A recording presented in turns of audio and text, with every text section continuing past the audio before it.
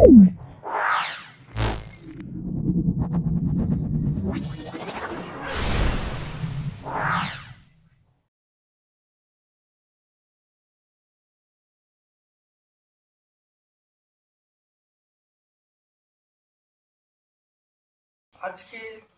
রাজাবল্লভপুর high school এবং Baruipur high school খুব ভালো করে চলে এসো। দুটো স্কুল আমরা ব্যাখ্যা করছি।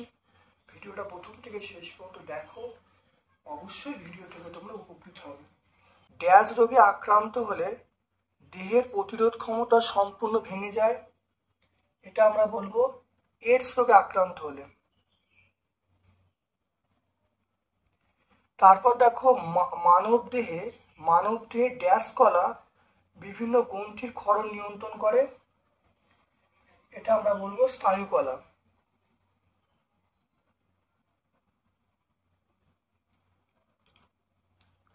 তারপর দেখে নাও মাইটোকন্ড্রিয়া, কোষ পর্দা, লাইসোজোম, রাইবোজোম। তাহলে এটা বলবো কোষ পর্দা আমরা বলবো। বাকি তিনটি কোষ অঙ্গাণু। তাহলে মাইটোকন্ড্রিয়া, লাইসোজোম, রাইবোজোম কোষ অঙ্গাণু, কোষ পর্দা আলাদা। ব্যাকটেরিয়া, আর্দ্রপানি, ভাইরাস, ছত্রাক, তাই এটা আমরা বলবো ভাইরাস বলবো। হ্যাঁ, এটা আমরা বলবো ভাইরাস। বাকি তিনটি কোষীয় গঠনে বর্তমান। এইচআইভি এবং ডিএনএ এর পুরো অর্থ কি?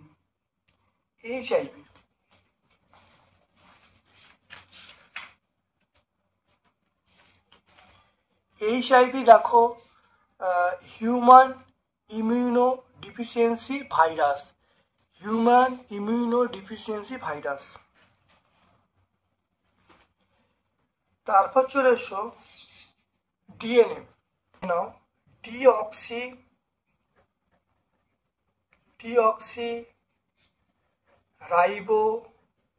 রাইবোল লিখতে পারো নিউক্লিক অ্যাসিড।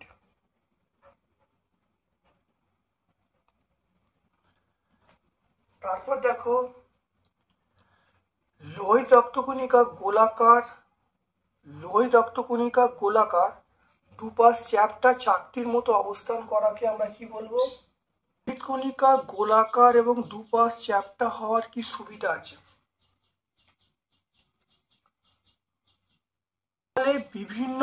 এর ফলে বিভিন্ন ব্যাসে রক্তনালীর মধ্য দিয়ে রক্ত যাতায়াত করতে পারে, বেশি অক্সিজেন পরিবহন হয়। তাহলে পেজ নাম্বার আমরা টেক্সট বই 166 পেজে পাবো। অ্যামোনিয়া ব্যাকটেরিয়া, নাইট্রোসোমোনাস, নাইট্রাইট, এটা আমরা বলবো নাইট্রাইট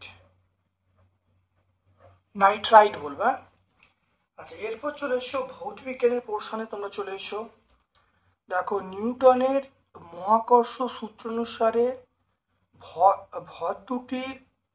ভর দুটি দ্বিগুণ করা হলে এবং দূরত্ব যদি দ্বিগুণ করা হয়, ভরও দ্বিগুণ দূরত্ব দ্বিগুণ, তাহলে ক্রিয়াশীল বল কি হবে?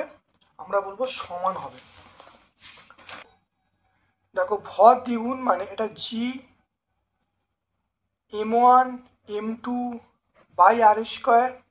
এফ ড্যাশ দ্বিতীয় ক্ষেত্রে ভরটা দ্বিগুণ করা হলো 2m1, এটা হলো 2m2, আর এটা হলো 2r তার স্কোয়ার। চলে এসো এরপরে। তাহলে এফ সমান দেখো এফ ড্যাশ সমান আমরা বলবো 4m1m2 বাই 4r স্কোয়ার। 4 কেটে গেল, তাহলে আমরা এফ ড্যাশ সমান, এটা এফ হয়ে গেল, এফ ড্যাশ সমান এফ, তাহলে কি হবে? সমান হবে। হ্যাঁ, তাহলে আমরা কি বলবো? পরস্পর সমান হবে। এরপর দেখো এসআই পদ্ধতিতে চাপের একক আমরা বলবো পাস্কেল বলবো। হ্যাঁ, নিউটন পার মিটার স্কোয়ারও বলতে পারি, বা আমরা পাস্কেল পিএ ওটা বলতে পারি, এটা অথবা যে কোনো একটা তোমরা বলবে। কোন পদ্ধতিতে তাপ দ্রুত সঞ্চালিত হয়? এটা আমরা বলবো বিকিরণ। তাহলে বিকিরণ পদ্ধতিতে তাপ অতি দ্রুত সঞ্চালিত হয়। এরপর চলে এসো ঘনত্ব কাকে বলে? ঘনত্ব দেখে নাও, একক আয়তনে বস্তুর ভরকে আমরা কি বলবো? ঘনত্ব বলবো। এটা পেজ নাম্বার 7 আমরা পাবো। তাহলে পেজ নাম্বার 7 80 ঘন সেমি কোনো বস্তুর ভর বলা আছে 100, তাহলে ঘনত্ব কি হবে?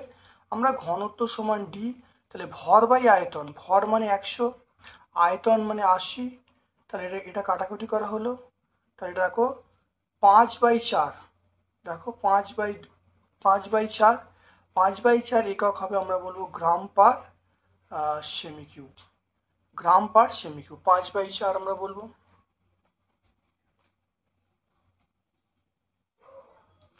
5/4 মানে আমরা যদি পয়েন্টে বলি 1.25 গ্রাম পার সেমি কিউব বা ঘন সেমি লিখতে পারি। এক ডাইনের সংজ্ঞা দেখে নাও, এক ডাইনের সংজ্ঞা দিতে বলছে।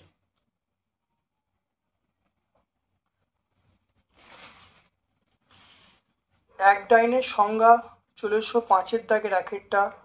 এফ সমান এম এ আমরা জানি, এফ সমান এম এ, এম এর মান আমরা 1 গ্রাম বলবো, এর মান 1 সেমি পার সেকেন্ড স্কোয়ার বলবো, তাহলে এফ এর মান আমরা বলবো 1 ডাইন। তাহলে 1 গ্রাম ভরের বস্তুর উপর 1 সেমি পার সেকেন্ড স্কোয়ার ত্বরণ সৃষ্টি করতে যে পরিমাণ বল লাগবে তাকে বলে 1 ডাইন।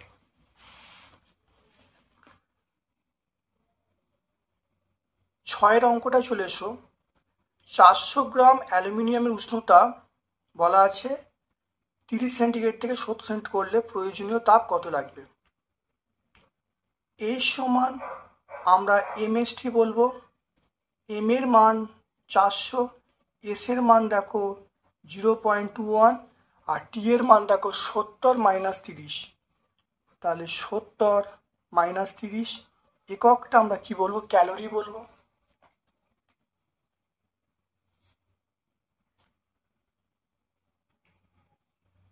এটা দেখো করলে যেটা আসবে, দেখো এটা 400, তাহলে এখানে একটা 400 ইন্টু 0.21 ইন্টু এটা বিয়োগ করলে কত? 40 হবে। এটা গুণ করলে যেটা আসবে 3660, আমরা বলবো 3660, তাহলে 3660 ক্যালোরি। তাহলে আমরা জানি প্রয়োজনীয়তা ভীষণ এমএসটি, এম এর মান 400 বসানো হয়েছে, এস এর মান 0.21 বসানো হয়েছে, তাপমাত্রা বৃদ্ধি 70 থেকে 30 বাদ দিলে 40 হয়েছে, এটা গুণ করলে আমরা পাবো 3360 ক্যালোরি। আজকে ভর এবং ভারের মধ্যে কোনটা মৌলিক রাশি? ভর এবং ভারের মধ্যে বস্তুর ভর হলো মৌলিক রাশি। কোনো তল এবং বস্তুর মধ্যে ক্ষেত্রফল বৃদ্ধি করলে ঘর্ষণ বলের মান বাড়ে। ঘর্ষণ বল ক্ষেত্রফলের উপর নির্ভর করে না, এটা আমরা মিথ্যা বলবো। নিচের কোন বলটি স্পর্শ ছাড়া ক্রিয়াশীল বল নয়? এটা আমরা বলবো ঘর্ষণ বল বলবো, ঘর্ষণ বল মানে স্পর্শ ছাড়া ক্রিয়াশীল বল নয়, মানে স্পর্শকারী বল মানে ঘর্ষণ বল। সময় বাড়ার সঙ্গে সঙ্গে পৃথিবীর পৃষ্ঠের দিকে অবাধে পতনশীল বেগ বৃদ্ধি পায় কেন?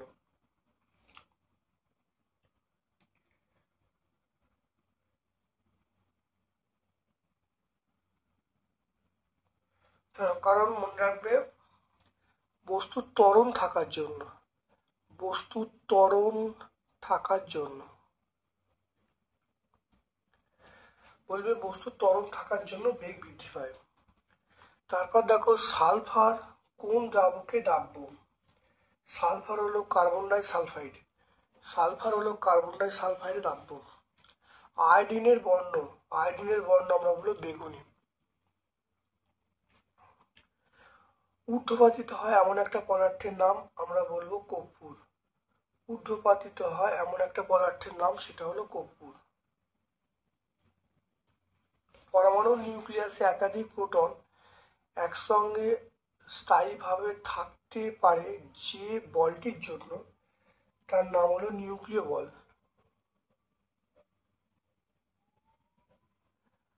বলটার নাম হলো নিউক্লিয় বল। তারপর দেখো সোডিয়াম পরমাণুতে কোন কোন কণা বর্তমান?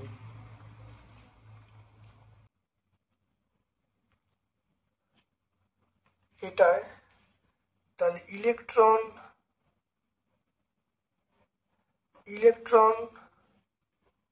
Proton, neutron. দেখো প্রোটন কটা, প্রোটন 11টা, ইলেকট্রন কটা 11টা, আর নিউটন দেখো 23 মাইনাস 11 মানে আমরা বলবো 12। তাহলে প্রোটন 11টা, ইলেকট্রন 11টা, নিউটন হলো 12টা। এরপরে দেখো চলে এসো, পদার্থের ভৌত ধর্ম বলতে কি বোঝো? পদার্থের ভৌত ধর্ম বলতে কি বোঝো? যেসব ধর্মগুলি শুধুমাত্র বাহ্যিক অবস্থার প্রকৃতির ওপর নির্ভর করে, অভ্যন্তরীণ গঠনের উপর নির্ভর করে না, তাদের ভৌত ধর্ম বলবো। যেমন বর্ণ, গন্ধ, স্পর্শ, গলনাঙ্ক, এগুলো হলো পদার্থের ভৌত ধর্মের মধ্যে পড়ছে। তরল একটি ধাতুর নাম আমরা পারদ বলবো। এইচজি মানে পারদ, তরল ধাতুর নাম। এরপর দেখে নাও, একটা বায়ুতে, দেখো বায়ুতে বস্তুর ওজন 100 কেজি, জলে নিমজ্জিত বস্তুর ওজন 70 কেজি, তাহলে প্লবতার মান কত? দেখো বায়ুতে বস্তুর ওজন 100 কেজি, জলে নিমজ্জিত বস্তুর ওজন 70 কেজি, তাহলে প্লবতা কত? কোন শর্তে জলে নিমজ্জিত বস্তু স্থির অবস্থায় ভেসে থাকবে? তিনেরটা দেখে নাও, তাহলে বস্তুর ওপর জলের প্লবতা, বস্তুর ওপর জলের প্লবতা, বস্তুর ওপর জলের প্লবতা কত হবে? দেখে নাও, 100 মাইনাস 70 ইন্টু 9.8 নিউটন। এটা বিয়োগ করলে 30 ইন্টু 9.8 নিউটন। এটা দেখো কত হবে, এটা গুণ করলে 294 নিউটন। তাহলে 100 থেকে 70 বাদ দেবো, এটা হলো ভর হলো, তার সঙ্গে জি এর মান গুণ করলে ভার হবে, অর্থাৎ প্লবতার মান পাওয়া যাবে। তাহলে 294 নিউটন।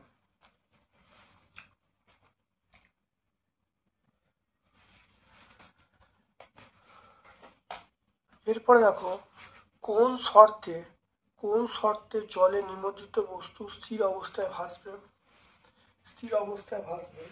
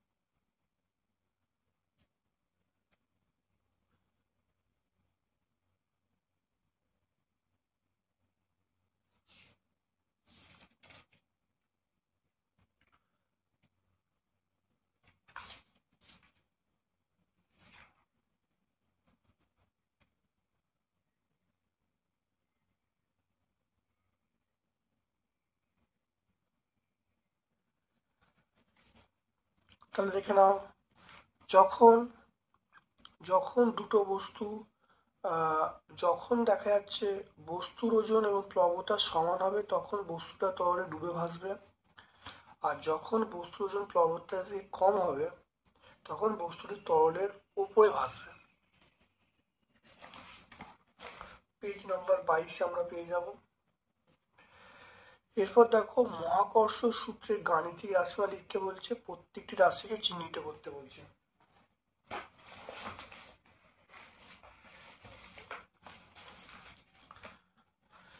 দেখো আমরা জানি এফ সমান জি m1 m2 by D square. এখানে হলো জি মানে মহাকর্ষ ধ্রুবক, m1 m2 হলো ভর, আর ডি মানে হলো বস্তু কণা দুটির মধ্যে ব্যবধান।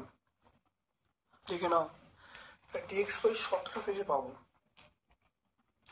এটা আমরা টেক্সট বই 17 পেজে পাবো। লাইফ সায়েন্সের পোর্শনে চলে এসো। দেখো, কে প্রথম কোষ আবিষ্কার করেন? জয় মা। কে প্রথম কোষ আবিষ্কার করেন? কোষ আবিষ্কারে রবার্ট হুক। তাহলে আমরা বলবো রবার্ট হুক। কে প্রথম কোষ? আর রবার্ট হুক। মানবদের দীর্ঘতম কোষটার নাম আমরা বলবো স্নায়ুকোষ। স্নায়ুকোষ, মানবদের দীর্ঘতম কোষটার নাম স্নায়ুকোষ। তরল যোগ করার কাজ হলো খাদ্য অক্সিজেন পরিবহন করা। এটা হলো খাদ্য ও অক্সিজেন। খাদ্য অক্সিজেন পরিবহন করা। খাদ্য অক্সিজেন পরিবহন করা। মেসোজোমের কাজ কি?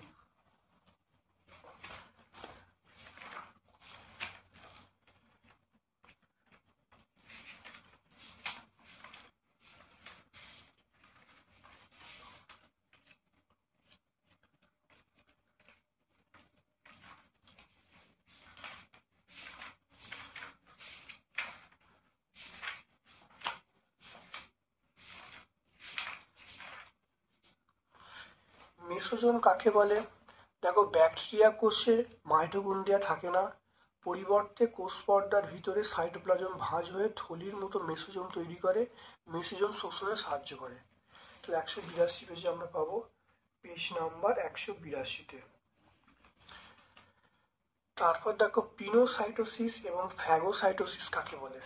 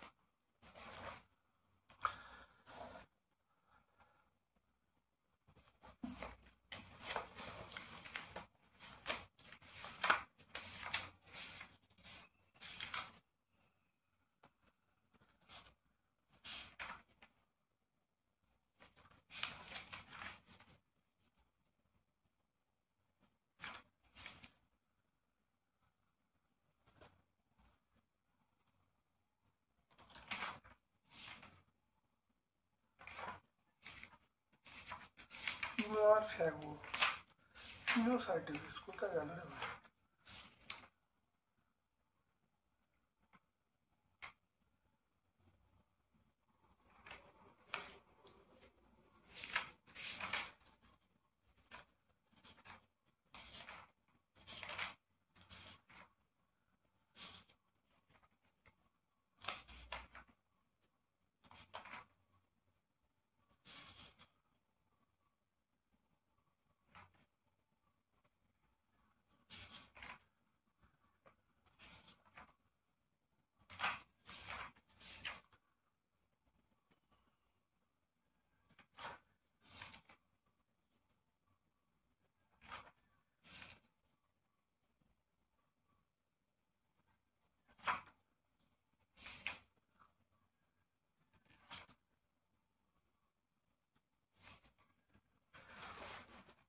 আচ্ছা, পিনোসাইটোসিস এবং ফ্যাগোসাইটোসিস। পিনোসাইটোসিস বলতে বোঝাচ্ছে যে প্রক্রিয়ার মাধ্যমে বহিস্থ তরল পদার্থ কোষ পর্দার ভিতরে প্রবেশ করে তাকে বলা হয় পিনোসাইটোসিস। মানে পিনোসাইটোসিস মানে যখন কোনো যে প্রক্রিয়ার মাধ্যমে বহিস্থ খাদ্য উপাদান বা তরল পদার্থ কোষের ভিতরে প্রবেশ করে তাকে পিনোসাইটোসিস। আর ফ্যাগো মানে যে পদ্ধতিতে কোষের বাইরে কঠিন পদার্থ কোষের ভেতরে প্রবেশ করে তাকে বলে ফ্যাগো। অর্থাৎ পিনোসাইটোসিস মানে কোনো তরল পদার্থ কোষের মধ্যে প্রবেশ করাকে বলবো পিনোসাইটোসিস। আর ফ্যাগোসাইটোসিস মানে এটা হলো যে প্রক্রিয়ার মাধ্যমে কঠিন পদার্থ কোষের মধ্যে প্রবেশ করছে তাকে বলে ফ্যাগোসাইটোসিস। কোষ গহ্বরের কাজ।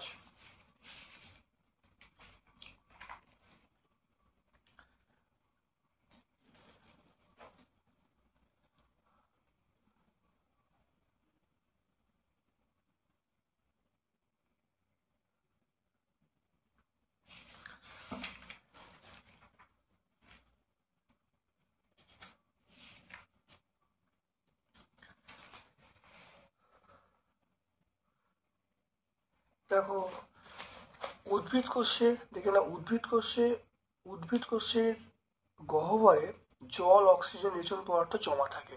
অর্থাৎ জল, অক্সিজেন, রেচন পদার্থ জমা রাখতে সাহায্য করে।